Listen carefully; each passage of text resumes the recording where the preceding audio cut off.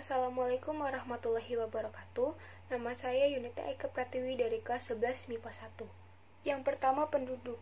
Penduduk adalah individu atau sekelompok individu yang bertempat tinggal di suatu wilayah dengan ketentuan hukum yang berlaku. Dalam ketenagakerjaan, ada yang dinamakan tenaga kerja dan kesempatan kerja. Tenaga kerja adalah setiap orang yang mampu melakukan pekerjaan guna menghasilkan barang atau jasa, baik untuk memenuhi kebutuhan sendiri maupun kebutuhan masyarakat. Yang kedua, kesempatan kerja. Kesempatan kerja adalah jumlah lapangan yang tersedia bagi masyarakat, baik yang sudah terisi maupun jumlah lapangan yang masih kosong. Berdasarkan batas kerja, ada yang dinamakan angkatan kerja dan bukan angkatan kerja. Angkatan kerja adalah penduduk yang usia produktif 15-64 tahun yang sudah memiliki pekerjaan tetapi sementara waktu tidak bekerja, maupun yang sedang aktif mencari pekerjaan. Sedangkan bukan angkatan kerja adalah yang umur 10 tahun ke atas yang hanya kegiatannya bersekolah, mengurus rumah tangga, dan lain-lain. Selanjutnya yaitu jenis-jenis tenaga kerja. Yang pertama, tenaga kerja terdidik. Tenaga kerja terdidik adalah tenaga kerja yang memerlukan pendidikan khusus, contohnya pengacara, dokter, dan lain-lain. Yang kedua, tenaga kerja terlatih. Tenaga kerja terlatih adalah tenaga kerja yang memerlukan latihan dan pengalaman praktis, contohnya ahli bedah, apoteker, dan lain-lain.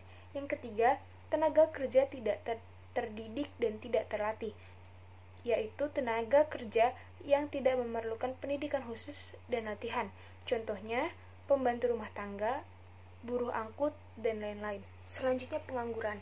Pengangguran adalah seorang yang tergolong angkatan kerja dan ingin mendapat pekerjaan, tetapi belum dapat memperolehnya.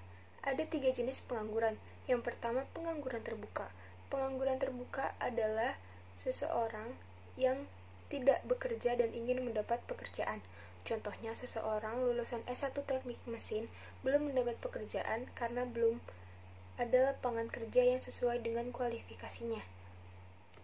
Yang kedua, pengangguran terselubung. Pengangguran yang sudah mendapat pekerjaan tetapi produktivitasnya rendah. Contohnya, seseorang dengan gelar sarjana hukum bekerja sebagai guru. Seharusnya gelar hukum bekerja sebagai hakim, pengacara, atau jaksa. Yang ketiga, setengah menganggur. Adalah pengangguran yang terjadi karena tenaga kerja tidak bekerja secara optimal karena tidak ada pekerjaan untuk sementara waktu. Contohnya, seorang buruh konstruksi atau bangunan yang sudah menyelesaikan suatu proyek untuk sementara tidak bekerja karena harus menunggu proyek lainnya. Sekian dari saya. Wassalamualaikum warahmatullahi wabarakatuh.